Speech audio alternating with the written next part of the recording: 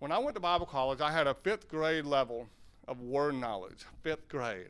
Today, I have a master's degree in theology and as well as an honorary doctorate degree, but I'm just simply saying that those things, given a chance, allowing the deaf to get involved and grow will although it might be in my case, we might be a little bit behind simply because of our ability to grasp.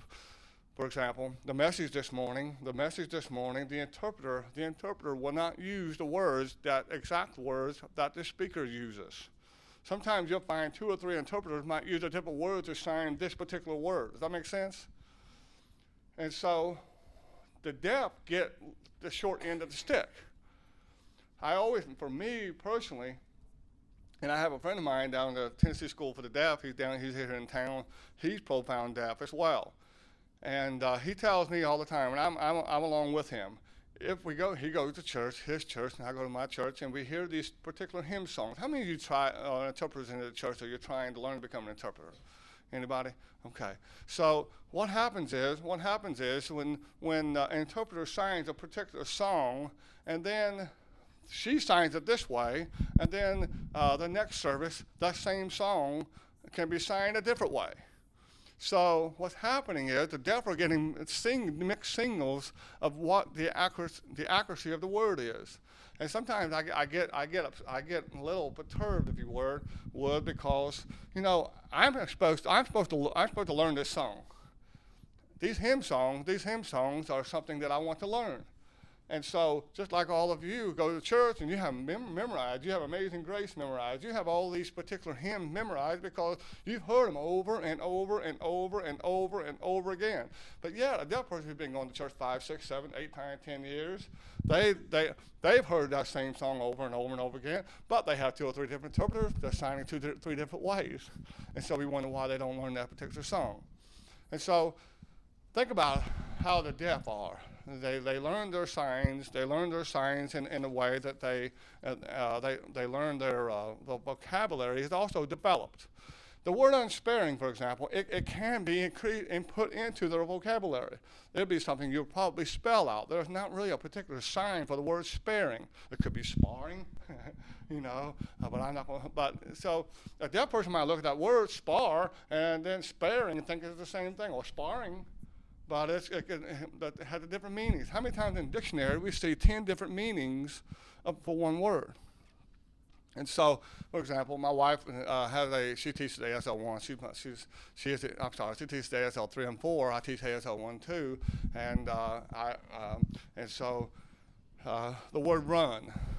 The word run is an example. The word run, I can't hold my hands. Okay. All right. How many of you know the word sign? Come up here. Come up here. What's your name? Melissa. Melissa, you know the word is a sign for run, okay? Okay, what's a sign for my nose is running? Okay, what is the sign? Anybody tell me? Your nose is running. Anybody know? What'd you say? Okay, well, hey, he's right.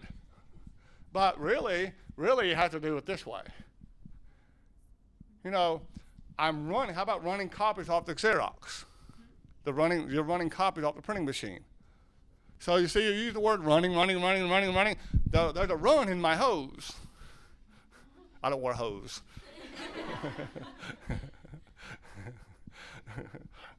But there's a run in my hose. Hold this. Hold up my mouth. Okay. Do I run? There's a run in my nose. There's a run in the Xerox. There's a run in. No, of course not. So what I do, I sign. I am running, or I'm running, or this is also fast. Very good. Fast. And so I'm running, and then I'm running. Then I'm running copies. And then there's a run. There's a run. There's a run in my hose. You see? So is there another run?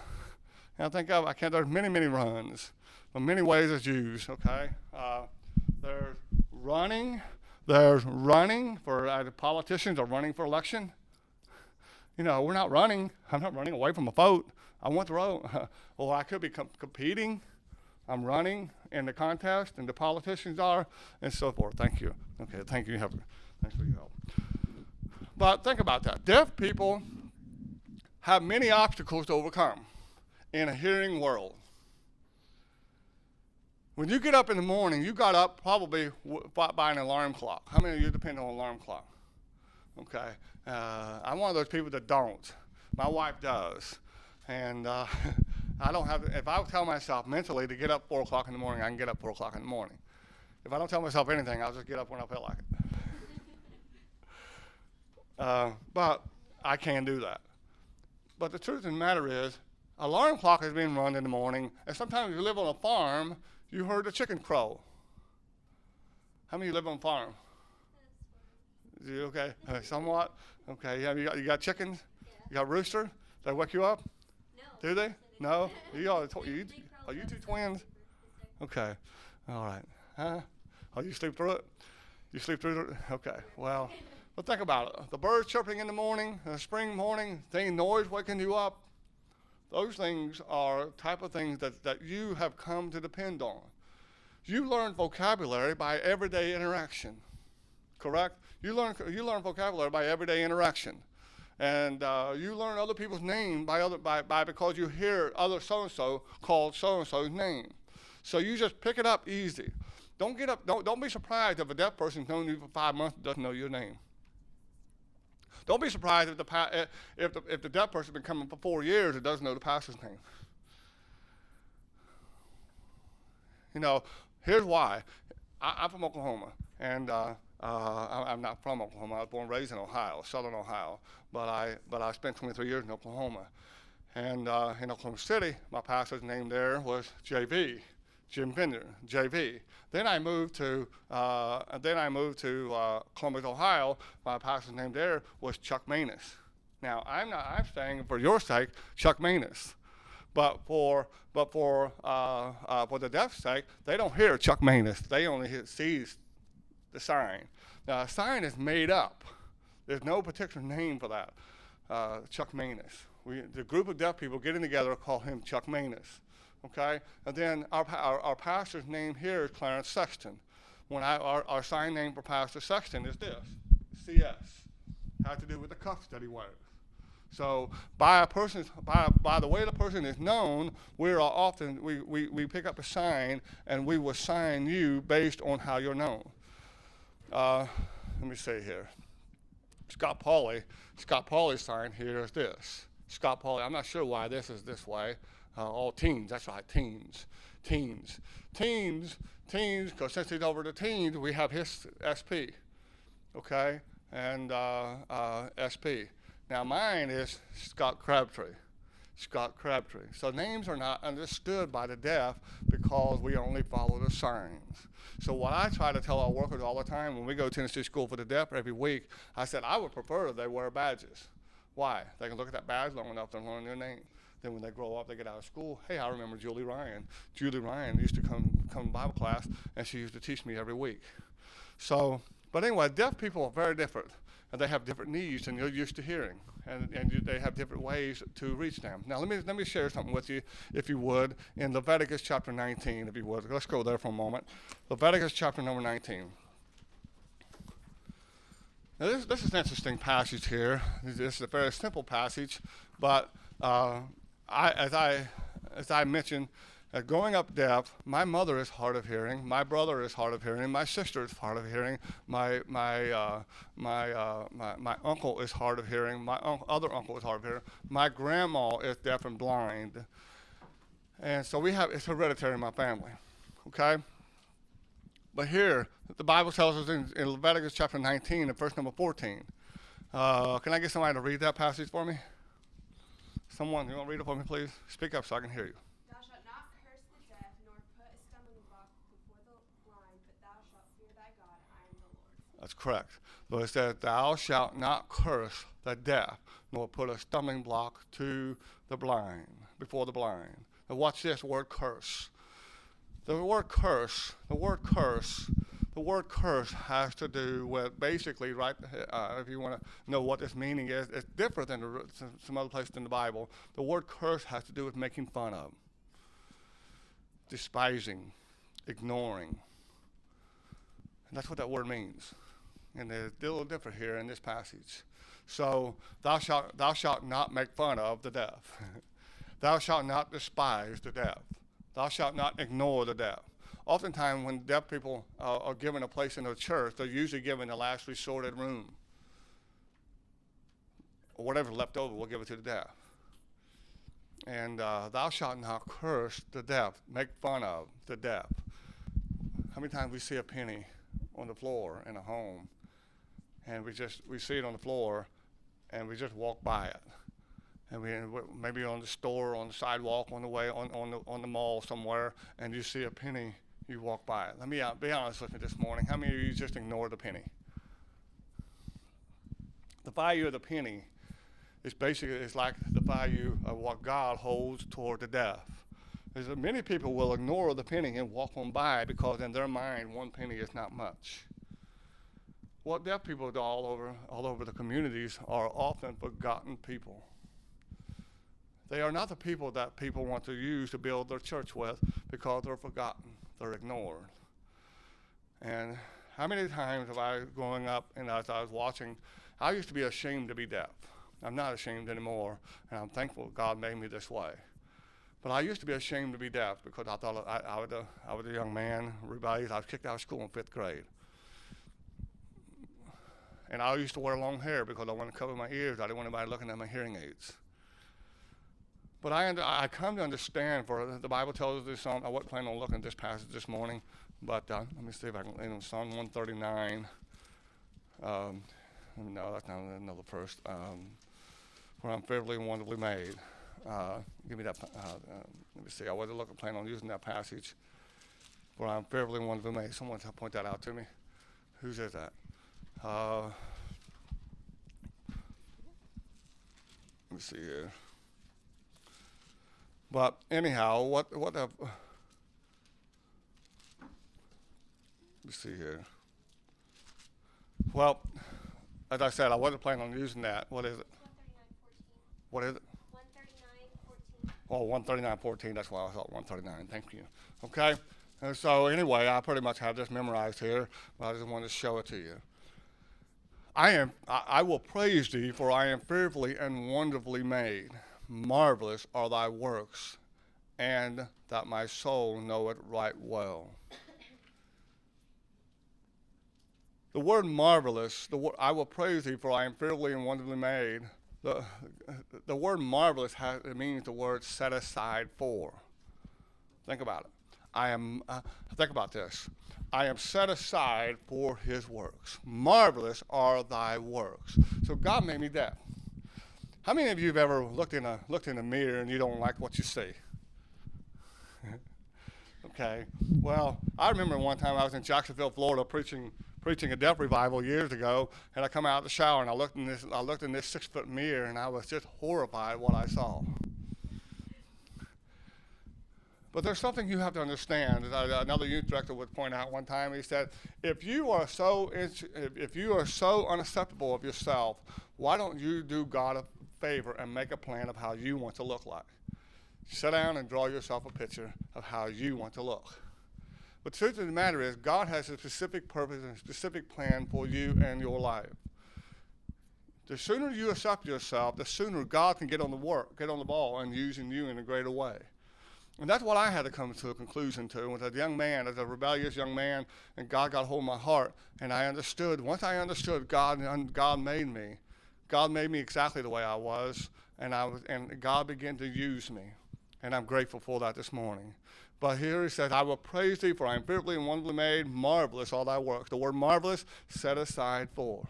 So God has set me aside for a specific purpose. I ask you this morning, if God can make you, how would you make yourself? Amy Carmichael did not accept herself, but God used her in a great and wonderful way. Amy Carmichael was used as a missionary, and God used her in a marvelous way because she accepted, and one day she was able to rescue hundreds of orphans because she was able to accept herself, and God used her as a missionary. Let me talk to you a little bit about this morning in neglecting the deaf. Let's talk the deaf. Deaf people, they have different ways that they communicate. One of the ways we do is speech reading. Some people, some deaf speech read. But here it doesn't help when you go up talk to a deaf person who's deaf. Hey, how are you? It's good to see you. You're deaf. And what you've done is embarrassed them, made a fool of yourself, because the truth of the matter is when you're doing this, everybody turns around and looks at you and see what kind of fool you look like. I used to have deaf people, hearing people all the time walk by me and say, "Hi, Scott, how are you?" I said, "I'm doing fine, but I read lips. I don't count cavities." So I am used to reading lips as the normal way of talking. If you try to talk differently, it messes up. Someone asked me, if you can read lips, can you read Spanish? So I got to know Spanish first. This is the true story. I had a hearing man ask me one time, said, "How do the deaf have the Bible? And do they have a Braille Bible?" They asked me, "Do they have a Braille Bible?" I led a deaf man to Christ who also happened to be blind, one of the most talented men you'll ever meet in your life. And he said to me, and I led him to the Lord. He's the most amazing thing. I don't have time to tell the whole story, but he got saved in our church in Columbus. He was the vice president of that at that time. Now he's the president, but he's the vice president of the Deaf and Blind Association, state of Ohio. I led him to the Lord. Anybody ever seen or communicate with a deaf and blind person? You have any? Who does not have a clue how to communicate with the deaf and blind? Okay, come up here if you can, sir. Okay. Okay. I'll try to help it back a little bit. He can walk around and I stand up. Amen. Actually, why don't you come up here and hold this for me, okay? Yes, if you would. Just hold this mic. Just hold this mic next to my lip. All right, thank you. What they'll do is let me see, you're blind, and I'm deaf, and I want to communicate with you. You just lay your hands on mine. Now just relax, okay? And you can open your eyes and just pretend. Okay. You're supposed to. I know. Yeah, okay. But just relax your hands. Your hands are not relaxed. Okay, that's relaxed. So they'll just simply talk. I mean, we'll just literally talk. I mean, we don't just go slow. We just talk. I mean, just keep following my hands. I mean, I literally move fast. Okay, thank you. Literally move fast. And this man, by the name of Brian Grubb, was deaf and blind. I led him to, and most wonderful guy you ever meet. And I put my coat on the front pew, and then after service I was fixing to put it on. I noticed he didn't have his on, so I tried to take mine and put it on him. The very moment he touched the hem of my coat, he started laughing. Now I'm a lot bigger than him, and he said, "Brother Crabtree, I can't wear your coat." I was shocked because he just picked it up that quick. And so deaf people and blind people are very aware and alert if you give them a chance. Okay, but deaf people don't necessarily always read lips. Sometimes they depend on the writing. Okay, you can write what they want in the stores. When they go to McDonald's, they ask what they want. They can write down what they want. But don't misunderstand this. Deaf people who have ASL mostly have their ASL is their language. They go to the hospital. I face this all the time. Hospitals, the nurses want you to write down what's wrong with them. That is a major no-no, because that is not their language. And usually the words that are written out in the hospital are not words of their vocabulary. And so they must have an interpreter. And by law, the doctors must provide an interpreter in the hospital in the doctor's visits by law. And many doctors don't know this, but that's true. They do have to do it. Okay, now let me talk to you a little bit. I only have a few minutes this morning, but I want to talk to you about loan signs. And it's a little difficult for me to hold this. And honey, you want to come up here? I'll let her, if she feels like she can do it, or go down through this. You want to hold it, or you want to sign it? You want to explain something? Okay.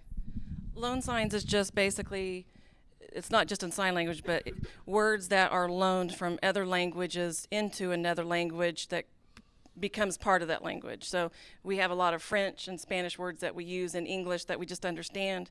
Those are basically vocabulary or words that have been loaned from another language that become part of ours. So that in that a sense, from English, these are words that have been loaned into the sign language, and these, even though they're finger-spelled words, they become a sign within themselves based on the movement. And you'll see what he's talking about in just a minute. Now this is what I'm talking about. You want to sign them? That's fine. You want to do it? Go ahead, let me do it.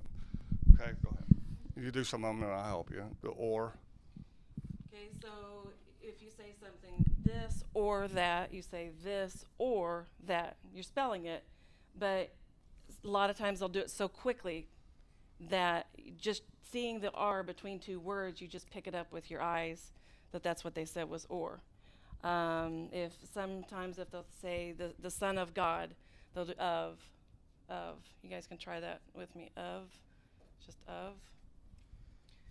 Or if somebody tells you something and you go, oh, and you got to do the little head movement with, oh. Now this is the sign for all. It's like, oh, I see. You know, I understand. A lot of it has to do with expression, which I don't have time this morning to talk about. When you ask a question, there's a lot in the eyebrows and the way you put your forehead together, or you make your demeanor.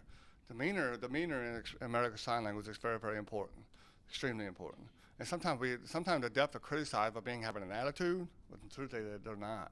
They're just expressing their thoughts, like you express your thoughts with the tone of your voice or something like that. So you have to understand when they go, don't be too quick to judge them. They are naturally expressive, for the most part. All right, so we'll do how to laugh in sign language. This is an H. Everybody do that with me. Sorry you had to work this morning. And this is an A. So if you want to do ha ha ha, ha ha ha ha ha. And you can have different attitudes with it. Like if someone said something that wasn't really funny, you're like, yeah, ha ha ha. I mean, you kind of do it this way, ha ha ha ha. Or if they say something, you just. Sometimes, like she said, if they're not funny, you just go, ha ha. And so your expression tells which way. It's all in the expression. Right. Now, if you want to say this isn't a loan sign, but it is a slang sign that the deaf will use. If someone is rolling on the floor laughing. Yes. Okay. Now, let me show you another one. Rolling on the floor laughing. Let me show you another one. There's another one. I'll show you another one. Now, this is one. This is another one. Laughing. Laughing. It's not really an L, but it's going like laughing. But this is another one. Just skip me. Yeah, laughing. Yeah, laughing. Thank you. Your belly. So you're going. You're not really going like this. You're going. Okay. And so, if you're a big person, my belly will go. So your belly moves in and out. So that's what I get this time. Okay. All right. Okay. Somebody tells you to meet such and such. Sometimes they go like this. Yeah. Okay. All right. So they do that too, but okay. And this is the reason why when you want to tell somebody that you're from Oklahoma, you don't tell them that you're from Oklahoma because there's okay. So you say OKLA. Yeah. That would be Oklahoma because it's, it would be. Oklahoma sign is that sign now. Yeah, OKLA. It is not a post office signal. I mean, okay, Ohio. No. Ohio. Pennsylvania. It is. There's no set system of how all the states are done. I can't teach that today, but another one. Okay, so we've got okay. So everybody try that one. Okay. All right. Now this other one is if someone was in a fight and they got knocked out. I mean, they're just boom. I mean, they're on the floor. Okay. Some people say this is KO. Some people say it's P. It's letter P with O. So basically, you just boom, knocked out. From here, you were up here. Boom. Now you're on the floor. You went from K to being completely passed out on the floor. Okay? When I saw my girlfriend for the first time, I was passed out. Okay. All right. Now go. If you're going to go somewhere, I mean, you can go, but you can say, I'm going to go. And all you're doing is spelling G, and see, really, officially, it's G-O. but it's kind of slowly morphed its way into go, You twist your hand to the right. Go. go. Go. Okay? You'll get Now, it. You'll this get it. next one, I always have a hard time doing it. My students, No. Go. my students laugh at me on this one because I can't do it. Okay, I have this weird thing with my one? pinky. Okay, if. Yeah. If. Okay? Well, how do I And so- bore? yeah, If. there you go, I Sometimes can do if. There are some signs people have trouble doing. Okay? And if one of her, look at her finger, look at her pinky finger. Look at that. She can't really do it. I can. I have a trouble doing strawberry. I don't know why. I do strawberry. No, it's strawberry. I don't know why. There's cherry. I keep getting cherry and strawberry. I don't know why. I've been doing it for years and years, most of my life, for some reason. But anyway, if I'll tell my girls, I'll let you do something if. Now this is if, but sometimes I'll emphasize it with this way. If. See, if you clean your room first.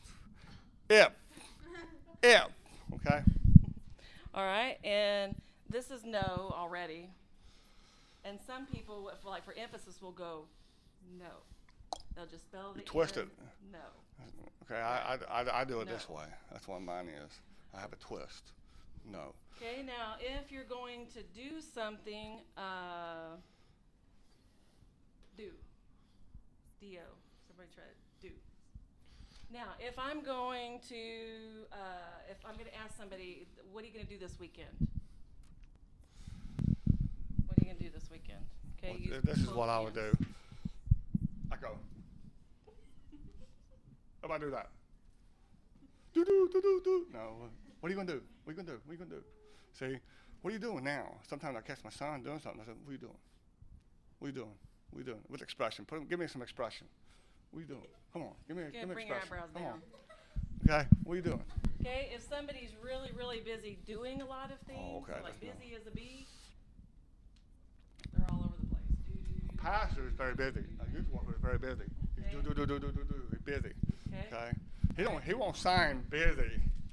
I'm busy. You can do that. I'm busy, but I'm doing a lot. Okay. Okay. Dog. Now, sometimes they'll do dog. Sometimes they'll do dog, or they'll just do dog. But another way to do it is D-O-G. Like if you said it was an ugly dog, you say, that dog, ugly. Dog. Okay, but watch this. Dog. You don't really do the O much. Yeah, it happens so quick. And really, and you're like, well, I can't see the letters. You don't have to.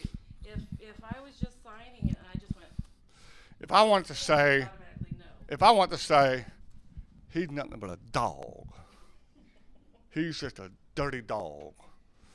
Okay? He's just a dog. With expression. Okay? I'm not going to say that. He's a dog. Okay? He's a dirty dog. He's a dog. All right, if you're going to fix something, there's a sign for fix. But another way they'll do it is just FX, fix. We're going to fix it. Fix it. All right? If something is out, if you're out of something, there's a sign for it. Or they might say, we're out, O-U-T. Or a baseball game, they're out, he's out. They're just going to spell it quickly. Now, the difference between of and off. Of, and off. Okay, off. So if someone's on that table back there, you say, get off. So the emphasis adds that little double letter at the end of the word, okay? Ask. If I am going to ask her a question, A-S-K, and I'm doing it quickly, ask. If she is going to ask me a question, try it backwards. It's kind of like, I live in better every D-A-Y, okay, or Y-A-D, all right? So A-S-K, A-S-K. If I'm going to ask God something, It's our directional he sign. asks me to do something, okay, depending on who's doing the asking is going to be the direction. See, it's all a directional.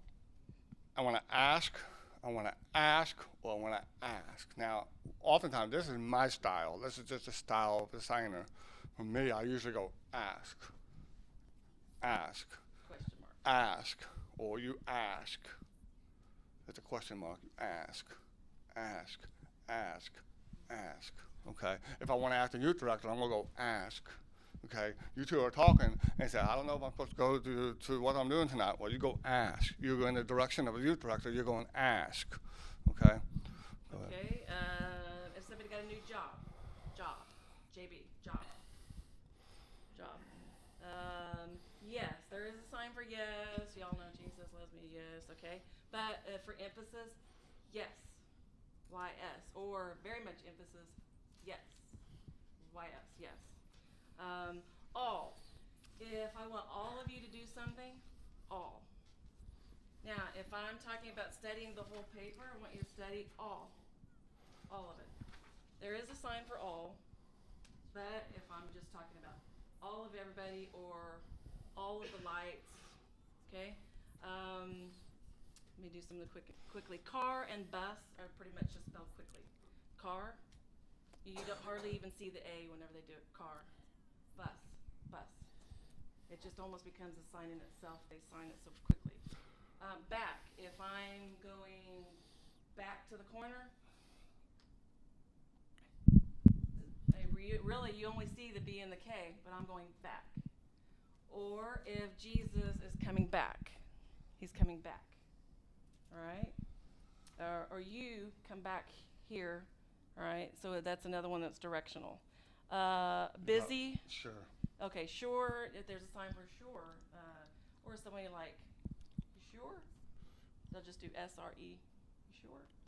Like depending on the word they want to use. Busy. Okay, there's a sign for busy, or you can just do busy. BSY. Busy. BSY. BSY. Busy. All right, busy. just a few more. Okay, if a club, like you've got a baseball club or the deaf have a club they would go to, they would just say CLB. Going to the club, deaf club. The funny way of saying is LC with the LO, your eyes.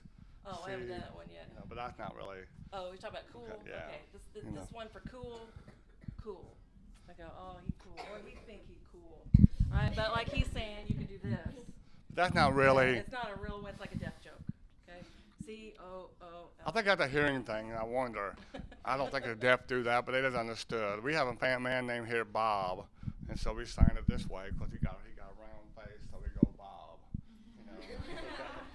Okay. So, There's another one anyway. would be the Sears. Sears.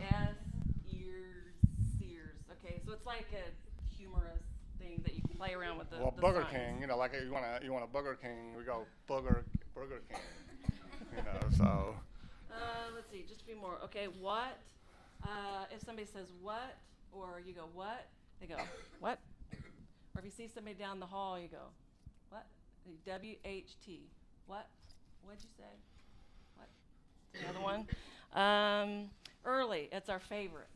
You ready for this one? Okay. How about sign that one? See if you can do that. Okay. You start. You're just staring, at the so 11 let's see if we o'clock get some. on the clock with the E, and you're only spelling RLY. But if I just signed it like this and you saw the movement, you would automatically know, even though you didn't see the letters, I just spelled early. You guys do it? ERLY. You don't even do the A. Early. Okay, there's signs for it, but it's just a quick thing. Let me see, a few more. Okay, well, okay, wow. The joke one is this. Wow. Okay, WOW. Wow. Or Sometimes they go like this. They go, you know, your eyes is dilate. Okay. okay, and then, but really for a loan sign, you go WOW. So the W's got to go out first. W, bring in your O, throw out your W. Wow. Okay? This is the famous for the deaf one. Too bad. Yeah. So say TB. something. TB. TB. Too bad. You come to your teacher and you say, my dog ate my homework. I couldn't bring it in this morning. Too bad. TB. TB. TB. Too bad. Or and they'll go. And this is also another one. It's the last one, but no good. No good. No good. Like if Boom. if I interpret phone calls for the deaf, and we try to call that number, and it says it's disconnected, I'll just look at the deaf person and I'll say it's no good. It's not a good phone number. So Okay, let me ask you a question. Does anyone have a question this morning? You have a question for me. How many of you have deaf people in your church? Treat them with respect and be kind to them. Go up, talk to them. They'll be patient with you. They'll be patient with you. But remember, this is something that I've tried to teach here in the last 4 years. I don't ask the deaf, very important. I don't ask the deaf, do you understand? Somebody tell me why I don't do that. Who's talking? I'm sorry? Okay. It's what we call looking down on them, is what we would say. I'm looking down. And so I've always told the deaf workers, as long as you are looking down on the deaf as if they are special needed people, or they are needed, they need our help, that's what you're doing. You will never build a deaf ministry doing that, because you're saying, I don't, and you don't mean it this way, but you're saying, I don't respect you. And when you begin to look at the deaf as equal, then you respect them, and they will begin to respect you. There's a common thing in the deaf world that we do not trust the hearing people, because oftentimes we have been used and taken advantage of. Now that's not the case with me. I'm not insecure like that, but there are many deaf that would say, I do not trust hearing people. They don't know what you're talking about when you're over here talking. Here's what happened to me once. I was sitting there talking to this lady in our deaf work in Oklahoma, and I was talking to them, blah, blah, blah, blah. Then I briefly glanced over to this deaf person and looked back without thinking I was stupid. What I was doing is she was a very, she was very untrusting of hearing people, and she thought, because I was glancing back over, she thought I was talking about her. You have to understand why they are so suspicious of people, because they've been used to being taken advantage of, and they still are today. And so, having said all what we said today, God has a purpose in wanting to reach the deaf.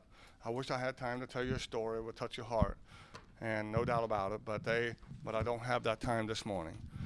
But reaching the deaf it will be a beneficial and reward to your church and to your life. But the average lifespan of a deaf worker is probably 2 or 3 years. If you stay with it, you see the benefits and the results. This coming fall will be my 30th year working with the deaf. It took a while, but God has allowed me to help get people deaf and hearing in 7 or 6 continents around the world, reaching the deaf. And so there are some places you just be patient. It can be done. Okay, God bless you, and we're so grateful you're here this week, and we're hopeful if I can ever help you this week, come contact me, call me, look me up, and we'd be happy to help you. God bless.